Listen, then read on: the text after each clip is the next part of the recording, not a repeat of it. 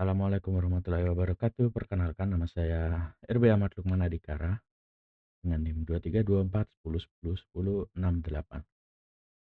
Jadi hari ini saya akan memberikan materi mengenai manajemen transportasi dan distribusi untuk mata kuliah Supply Chain Management. Jadi tujuan pembelajaran hari ini yaitu kita mampu memahami konsep dasar transportasi dan distribusi yang ada di dalam rantai pasok atau supply chain management. Dengan kita mengidentifikasi peran teknologi informasi dalam manajemen transportasi dan menganalisis strategi distribusi yang efisien menggunakan pendekatan digital atau logistik 4.0.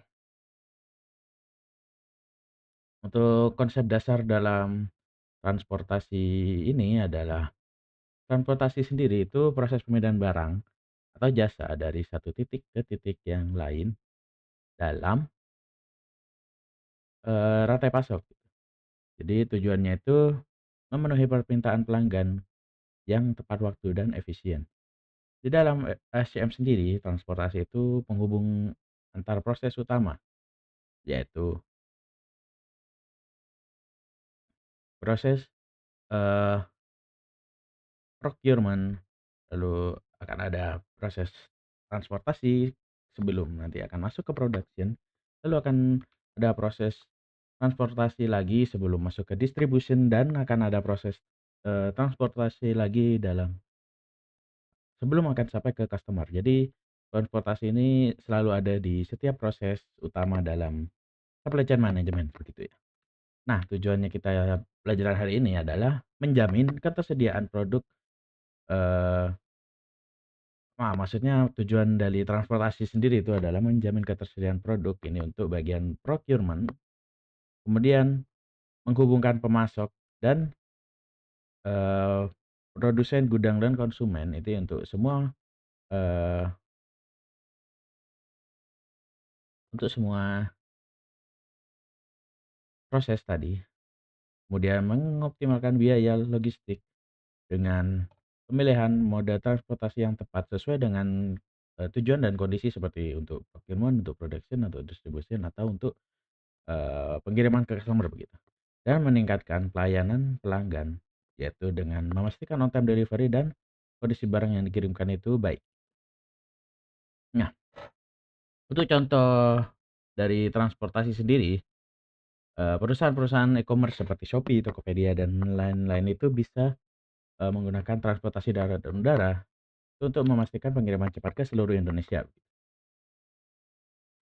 Nah, kemudian GoSend dan GrabExpress itu untuk, jika yang ada di dalam kota itu seperti GoFood dan, GrabFood begitu ya. Jadi pemanfaatannya itu adalah untuk, sistem informasi real time untuk, GoSend dan GrabExpress itu. Jadi drivernya itu bisa secara real time melihat entah itu kondisi kemacetan atau mungkin rute terbaik untuk sampai ke rumah saat akan dikirimkan pesanan tersebut.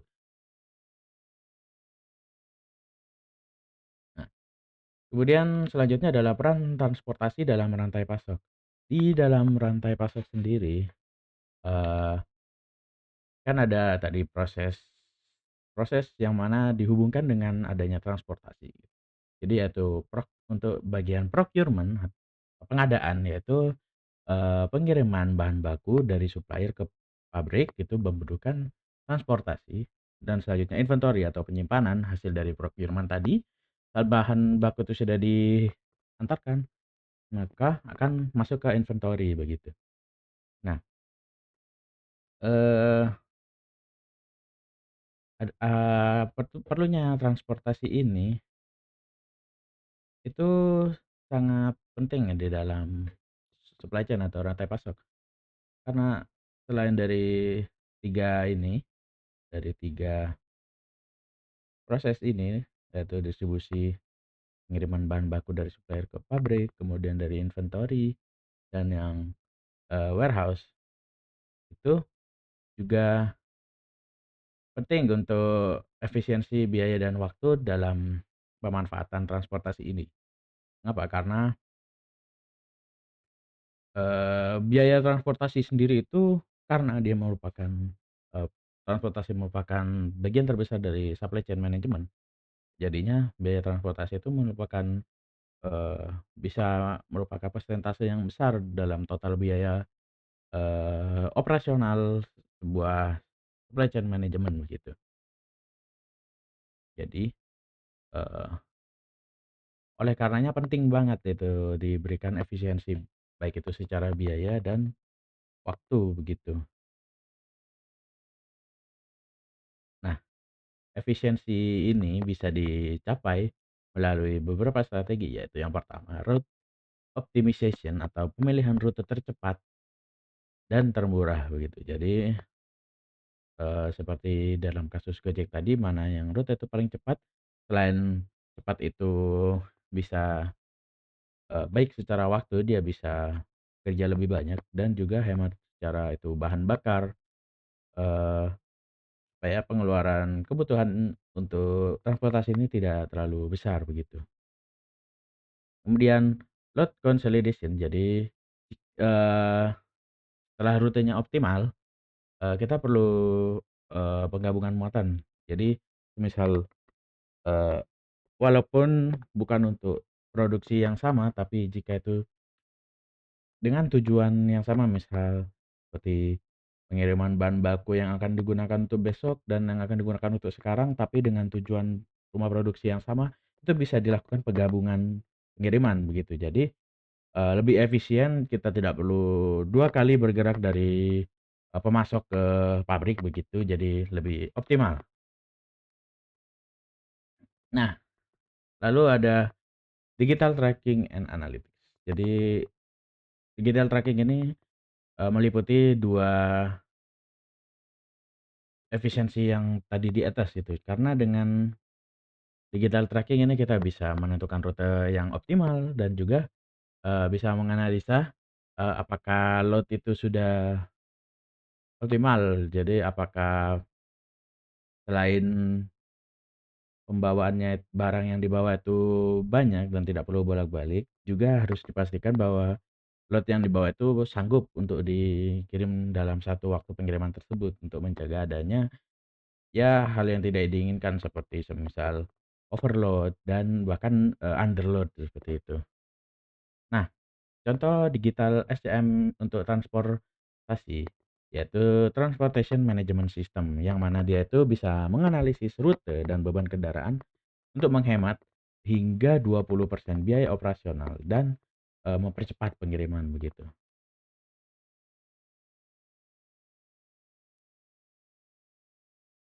Selanjutnya adalah jenis dan moda transportasi. Jadi di dalam SCM sendiri,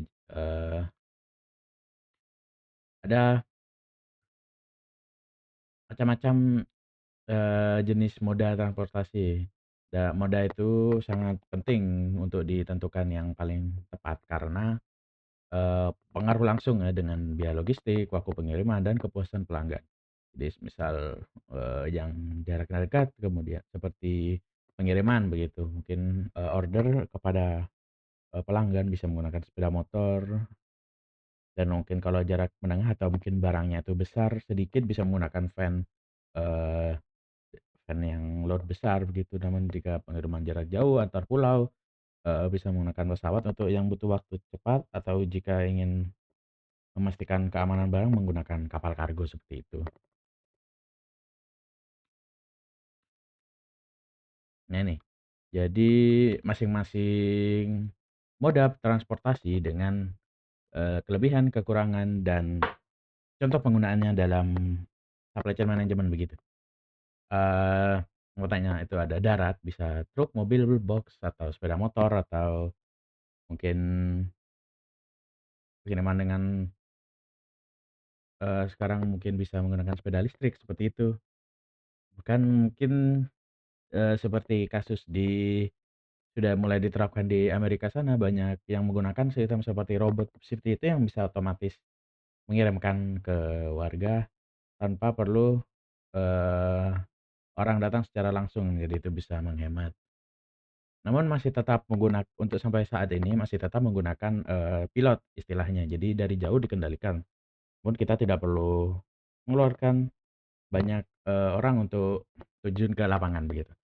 Kelebihannya dia fleksibel, jadi jarak menengah, pendek itu aman, bisa, eee, lebih murah juga. Jadi daripada kalau menggunakan pesawat kan tidak mungkin menggunakan pesawat gitu, cuma dikirim dari Jember ke Lumajang kan, itu pemborosan. Nah, kemudian untuk kelemahannya itu bisa terpengaruh kemacetan, kapasitasnya kecil yang pasti, karena, darat itu tidak mungkin membawa peti kemas begitu. Nah, contoh ini penggunaannya bisa antar kota atau bahkan, antar rumah saja gitu, misal pengiriman ke, tetangga sebelah seperti itu. Yang selanjutnya adalah kapal kargo, ini laut menggunakan kontainer, kotak peti kemas seperti itu. Dia itu keuntungannya volumenya besar dan biayanya itu murah. Karena dia menggunakan kapal, maka waktunya lama dan bisa tergantung cuaca. Apalagi, bisa, eee, kasus yang pernah terjadi tidak lama itu seperti kasusnya Evergreen, dia bisa terjebak gitu di terusan itu, di jadi selama sekitar 3 hari, 4 hari itu dia tidak dapat dikirim. Jadi itu sangat, mempengaruhi sekali karena banyak sekali barang yang dikirim oleh kapal tersebut, gitu. Nah, itu penggunaannya itu ekspor atau impor antar pulau gitu. Kemudian kargo yang melalui udara menggunakan pesawat kargo itu, kelebihannya itu yang pasti waktu paling cepat, pesawat itu sangat cepat bisa 320 kilometer per jam itu dalam, bahkan untuk baru-baru ini sudah ada yang hingga 500 kilometer per jam. Itu luar biasa cepat dan cocok untuk barang yang urgent gitu, seperti kebutuhan medis, alat medis begitu, atau mungkin spare part seperti itu untuk perbaikan.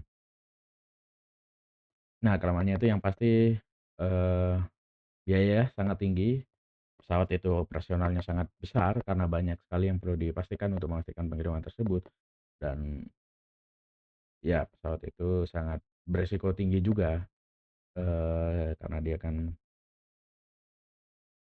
melalui udara seperti itu dan kapasitasnya tidak sebesar menggunakan laut, kapal kargo gitu. Tapi menurut saya kapasitas itu masih termasuk besar, cukup besar, bahkan bisa lebih besar daripada rel gitu, kereta api. Kemudian untuk penggunaan itu farmasi, dokumen penting, dan barang-barang elektronik seperti itu yang perlu dikirim dengan cepat, karena kalau barang elektronik terlalu lama, menggunakan kapal misalnya itu, kita ambil contoh mungkin seperti, eee, microwave seperti itu. Itu kalau i terlalu lama berada di dalam kapal, bisa ada masalah mungkin, entah itu berjamur atau bagaimana. Karena yang pasti kalau di kapal kan, eee, gunakan peti kemas gitu, ditumpuk-tumpuk. Jadi selain bisa rusak secara fisik, namun, bisa isinya juga rusak, berbahaya gitu. Kan seperti farmasi juga yang butuh sangat cepat karena, obat itu tidak bertahan lama, jadi efeknya tuh bisa berkurang, makanya butuh pengiriman cepat menggunakan pesawat seperti itu.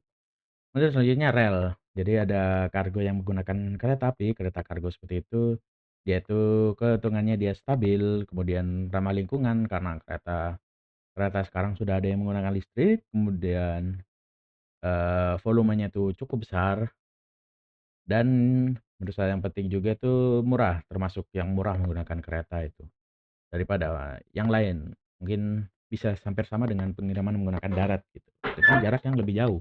Tapi kelemahan terbesarnya itu terbatas jalur, karena seperti yang kita tahu tidak semua daerah itu bisa dijangkau dengan kereta. Jadi itu merupakan salah satu, kelemahan terbesar penggunaan moda transportasi rel gitu. Nah, biasanya tuh penggunaan pengiriman bahan baku, kemudian elektronik besar yang dikirim dalam kota begitu. Jadi misal saya waktu itu pernah memesan spare part PC dikirim dari Jakarta ke Jember, tuh saya menggunakan kargo kereta seperti itu. Tuh aman, kemudian murah.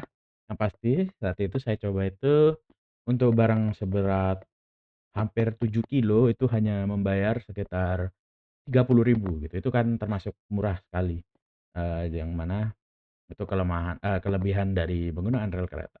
Yang selanjutnya yang saya baru tahu yaitu pipeline, menggunakan pipa. Kita tahu, ini sangat jarang dipakai untuk warga seperti kita, yaitu pipeline ini lebih ke industri besar mungkin seperti Pertamina begitu, kemudian, ya gas gitu, Shell. Dia itu kelebihannya efisien untuk cairan atau gas, tuh jadi pengirimannya melalui pipa. Yang saya tahu itu pipa itu seperti di daerah sekitar Rusia kalau tidak salah itu pernah ada pengiriman dari Rusia ke Jerman itu menggunakan pipa di dalamnya itu. Jadi untuk mengirim gas alam dari Rusia ke Jerman dengan cepat.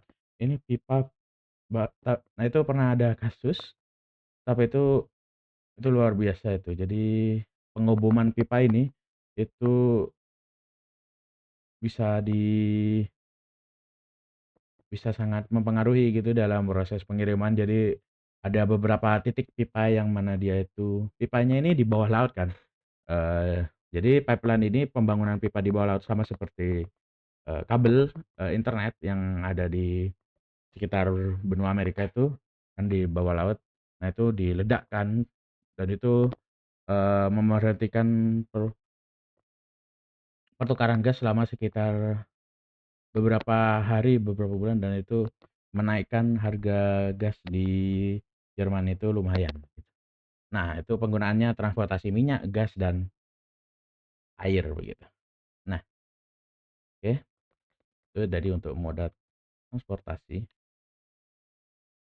Nah, jadi kriteria. Jadi apa saja yang kita tentukan untuk menentukan moda transportasi gitu. Nah, tidak ada moda transportasi yang benar-benar sempurna gitu. Jadi menggunakan transportasi ini setiap transportasi itu punya kelebihan dan kekurangan yang mana yang ingin kita korbankan seperti itu.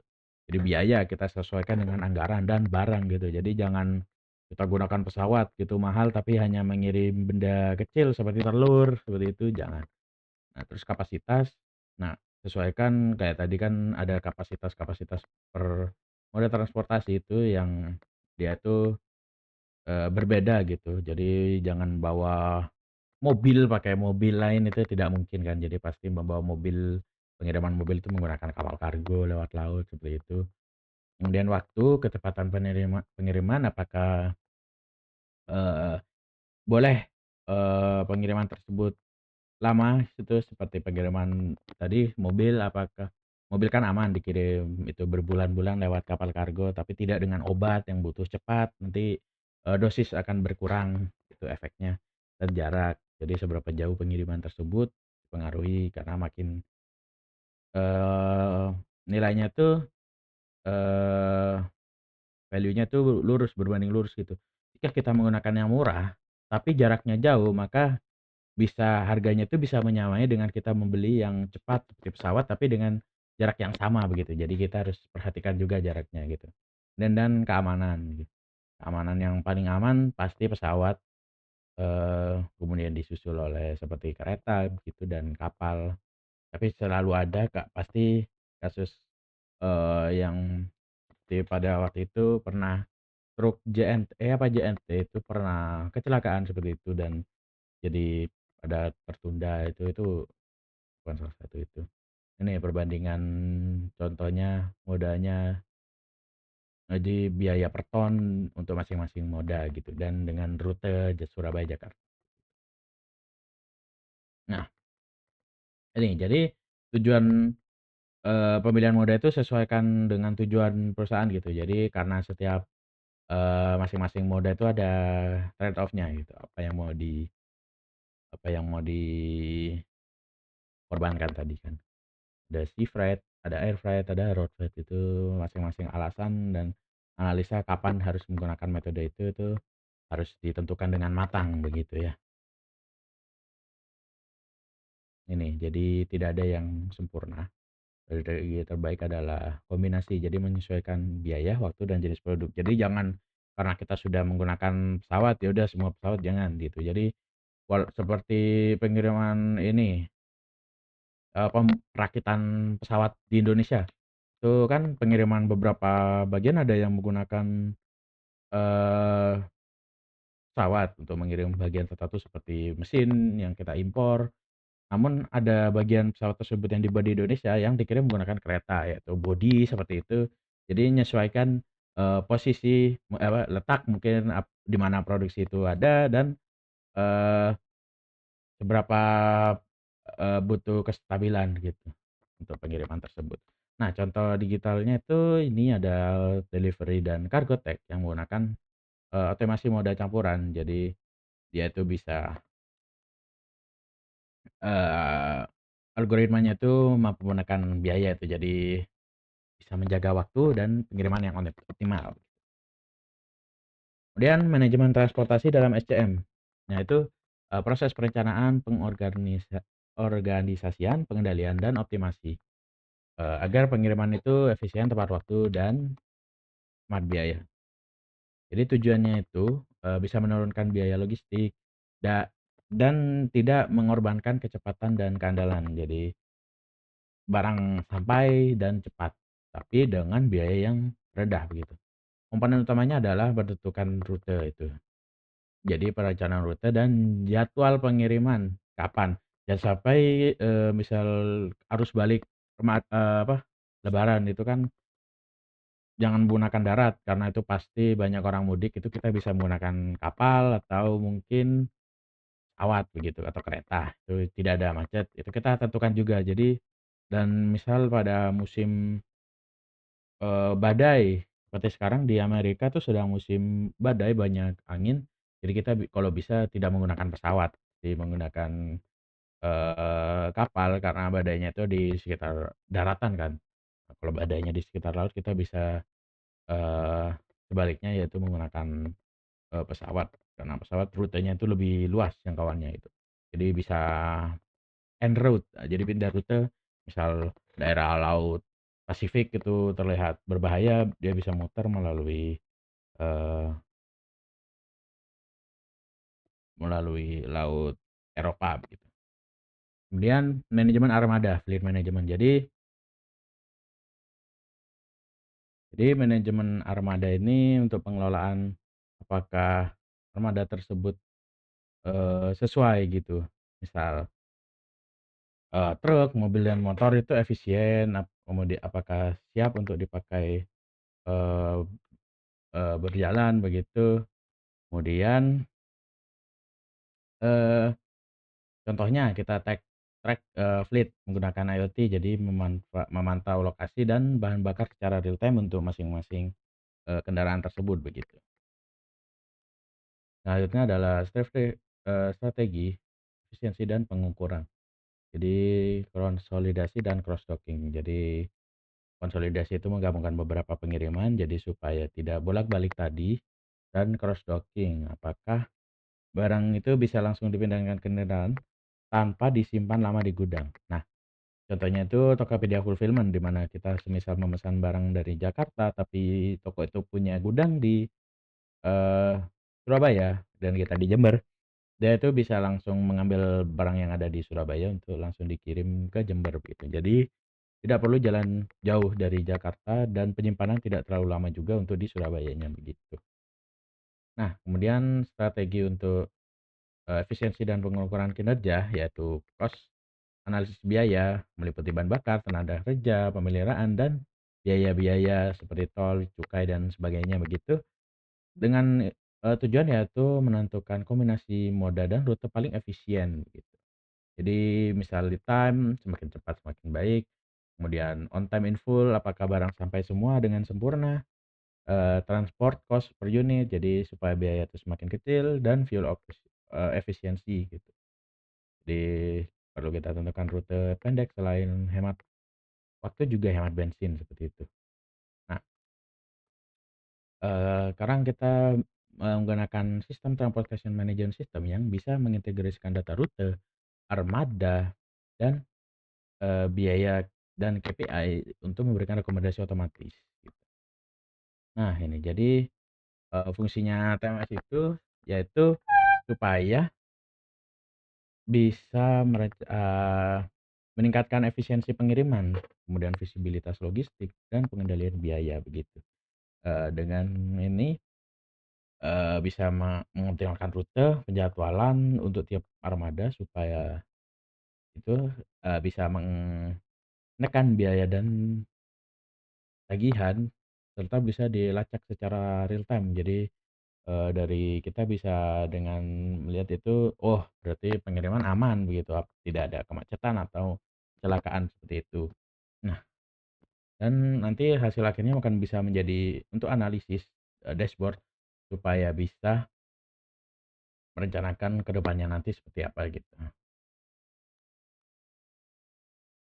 Nah, komponennya dan implementasi untuk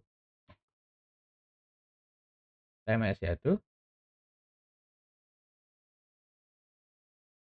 kita mengintegrasikan dengan ERP dan warehouse management system. Jadi supaya kita bisa, seamless itu transisi melihat, kebutuhan dari ERP, kemudian bisa melihat, kebutuhan pengadaan barang dari WMS-nya untuk sinkronisasi data pesanan, biaya, kemudian fakturnya, dan mengatur, waktu bongkar muat, melihat stok, melihat alur distribusi, sehingga, proses otomatisasi itu bisa order, pengiriman, pelaporan tanpa perlu input manual dari, pekerja begitu. Contohnya itu ada Oracle Transportation Management, kemudian ada SAP TMS, ada Delivery Cargo Datex tadi yang di awal itu menggunakan optimization GPS dan RFID tracking. Nah, RFID tracking ini jadi biar, ini sistem yang paling kuno, jadi menggunakan sistem RFID atau Radio Frequency Identification. Jadi saat kendaraan itu masuk ke gudang, dia langsung tercatat, kemudian selain itu saat akan berangkat nanti juga akan dicatat, dia membawa apa saja, berapa jumlah pembawaannya, nanti saat dia akan sampai ke titik-titik checkpoint itu dia bisa, diperiksa gitu apakah barang yang dikirim dan barang yang sampai itu, sempurna gitu, apa ada kekurangan atau gimana selama perjalanan menggunakan RFID. Studi kasusnya itu implementasi di logistik JNT, dia itu menggunakan TMS berbasis AI untuk, memantau lebih dari 20.000 armada dari JNT sendiri. Jadi JNT kan ada, sepeda motor, ada mobil kargo begitu, mobil dan, kereta. Tuh, jadi sistemnya ini AI-nya itu dia bisa menganalisis rute terbaik berdasarkan lalu lintas, cuaca, dan beban kendaraan. Sehingga efisiensi itu meningkat, waktu pengiriman turun, dan kepuasan pelanggan itu naik gitu. Kemudian, distribusi. Nah, distribusi itu, proses penyaluran produk dari produsen ke konsumen melalui saluran, itu baik itu bisa melalui, toko atau dikirim langsung gitu. Dalam SCM sendiri, supply chain management, distribusi itu merupakan tahap akhir. Jadi tahap yang menghubungkan produk dengan pelanggan, tapi ada tahap tambahan yaitu kan customer service begitu. Nah, peran distribusi ini, sangat penting ya untuk, eee, kepuasan pelanggan karena kita menjamin ketersediaan produk, kemudian kita mengurangi waktu tunggu dari pelanggan bisa langsung dikirim, kemudian memastikan kepastian pengiriman dan layanan, itu customer service dan mendukung pengalaman, pelanggan gitu. Misalnya kita punya contoh Tokopedia dan Shopee yang memanfaatkan jaringan distribusi gudang tadi, fulfillment, jadi pengiriman cepat. Jadi tiap kota itu ada gudang yang memiliki barang-barang tersebut, jadi tidak perlu dikirim dari pusat begitu. Jadi cukup dikirim dari gudang cabang yang ada di masing-masing kota seperti itu. Nah, saluran dan strategi untuk distribusi, saluran itu ada langsung atau direct channel, yang mana itu produsen langsung menjual tanpa perantara itu. Kita lihat itu seperti yang baru-baru ini HP keluaran Motorola itu kan belum ada, di luar. Jadi dia langsung dari produsen menjual di toko online. Jadi itu masuk ke yang direct channel. Jadi pelanggan langsung membeli ke tokonya. Kemudian yang tidak langsung, indirect. Jadi ada distributor, agen atau retailer yang Eee, bisa menjualkan barang tersebut lewat toko retail atau marketplace non official seperti itu. Kemudian strategi untuk distribusi, ada intensif, yaitu produk, tersedia di banyak, kemudian tujuannya itu meningkatkan volume, yaitu misalnya minuman ringan, kita tidak mungkin kan membeli minuman ringan yaitu seperti teh pucuk, tapi kita, order jauh, kemudian pengiriman 5 hari kan tidak mungkin. Jadi kita ke Indomaret, Alfamart gitu itu, jadi dia tuh intensif, jadi tersedia di banyak lokasi, banyak toko begitu. Kemudian selektif, hanya di toko tertentu. Nah, itu menjaga citra dan kontrol pasar. Jadi untuk menjaga nilai barang, misal contohnya elektronik, Samsung Store, Xiaomi Store, kemudian toko-toko, barang branded begitu seperti 3 Second, kemudian Miniso seperti itu. Jadi itu tujuannya menekan, pasar. Jadi hanya mereka yang bisa menjual barang tersebut dan menaikkan value-nya. Eksklusif, kemudian dia itu ada distribusi yang sangat terbatas, yang menciptakan kesan premium. Itu, jadi mobil mewah seperti BMW, Lexus itu kan, tidak semua, dealer mobil menjual, eee, yang baru langsung gitu. Jadi kita perlu pesan, kemudian terbatas jumlahnya dan, ada waktu tunggunya itu, jadi kesannya tuh premium, barang langka, barang jarang, seperti itu. Kemudian jaringan dan desain distribusi. Jaringan itu adalah struktur, fisik dan sistem aliran barang yang menghubungkan produsen, gudang, dan pelanggan akhir. Tujuannya yaitu memastikan produk itu cepat, tepat, dan efisien. Nah, faktor yang mempengaruhi desain jaringan distribusi yaitu lokasi, basis pelanggannya, titik gudang, untuk melihat, jaraknya dari titik gudang dan melihat rute pengiriman jadi, dan biaya transportasi dan operasional tadi untuk mempengaruhi jumlah lokasi fasilitas. Kemudian permintaan pasar, apakah daerah tersebut banyak yang akan membeli produk tersebut. Kemudian jenis produk, jadi produk tersebut apakah bertahan lama seperti produk elektronik atau cepat, rusak seperti obat dan makanan yang butuh jaringan yang singkat. Kemudian teknologi informasi untuk mempermudahkan koordinasi dan visibilitas dari rantai pasok tersebut. Contoh perusahaan logistik itu menggunakan GIS, jadi menggunakan GIS untuk merencanakan lokasi gudang yang optimal berdasarkan kriteria-kriteria yang ada di atas tadi begitu. Kemudian model jaringan dan trade off-nya. Jadi ada centralized distribution, semua produk itu dikirim dari satu tadi. Jadi eh, di Indonesia misal hanya ada satu toko di Jakarta saja, jadi bagi orang-orang di pulau-pulau lain itu hanya bisa mendapatkan dari situ. Kelebihannya itu biayanya rendah karena hanya satu kan toko yang perlu. Jadi pengiriman hanya dari situ, tapi kontrolnya itu lebih tinggi dan, tapi waktu kirim itu lama.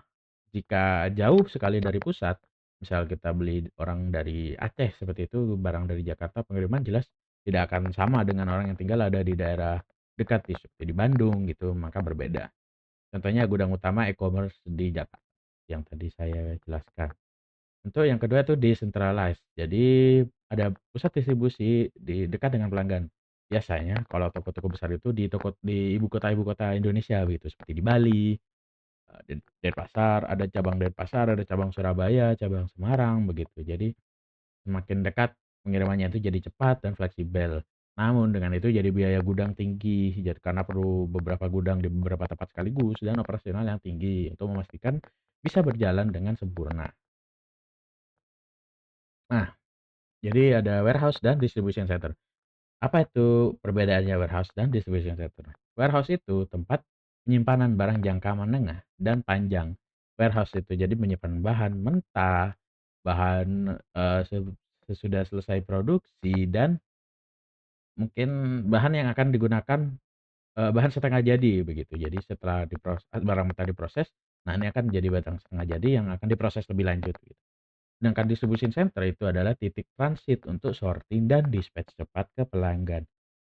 Jadi, jenis penyimpanannya itu yang berbeda, yang satu jangka panjang, panjang, menengah atau panjang, yang kedua itu jangka pendek. Jadi hanya buat drop off gitu. Jadi, eee, supaya pengiriman itu tidak, eee, menekan biaya banyak, jadi begitu datang barang langsung kirim, datang barang langsung kirim. Maka per hari itu dibuatkan terjadwal seperti pada JNE itu untuk dikirim dalam satu waktu di beberapa tempat sekaligus. Itu memaksimalkan rute dan hemat biaya bensin, seperti itu. Contohnya Shopee Expedition itu ribuan paket per jam, gitu. Nah, ini trade off antara biaya dan kecepatan pengiriman. Biaya rendah, jaringannya tuh terpusat, jadi jauh gitu, hanya satu titik. Jika kamu tinggal jauh dari pusat, maka pengiriman akan sangat lambat. Tapi biayanya itu rendah bagi pihak produsen, gitu.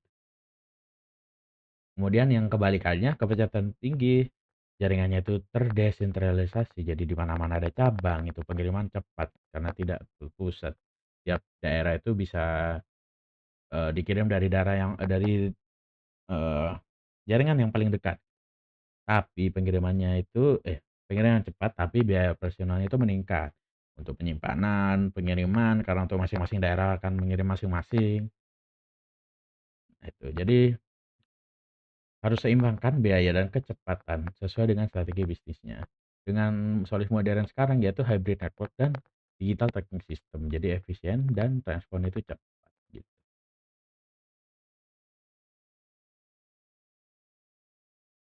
Kemudian, eee, teknologi yang dipakai dalam distribusi yaitu ada GPS tracking, ada RFID, IoT, dan big data.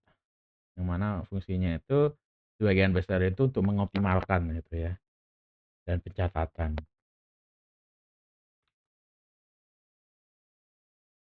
Kesimpulan, jadi transportasi itu dan distribusi itu penting untuk SCM karena ini sangat mempengaruhi kepuasan pelanggan dan efisiensi, produksi begitu. Dengan kita menggunakan digitalisasi dan teknologi informasi, menjadikan proses distribusi itu cepat, efisien, dan transparan. Nah, kita sebagai mahasiswa ilmu komputer memiliki peran, yaitu mengembangkan sistem logistik digital yang bisa mendukung supaya, eee, transportasi dan distribusi ini, semakin maju dan, berkembang gitu, memanfaatkan AI untuk perencanaan, kemudian IoT untuk pencatatan kita lebih luas dan analytics hasil dari kedua tadi. Sekian terima kasih untuk materi transportasi dan distribusi ini. Assalamualaikum warahmatullahi wabarakatuh.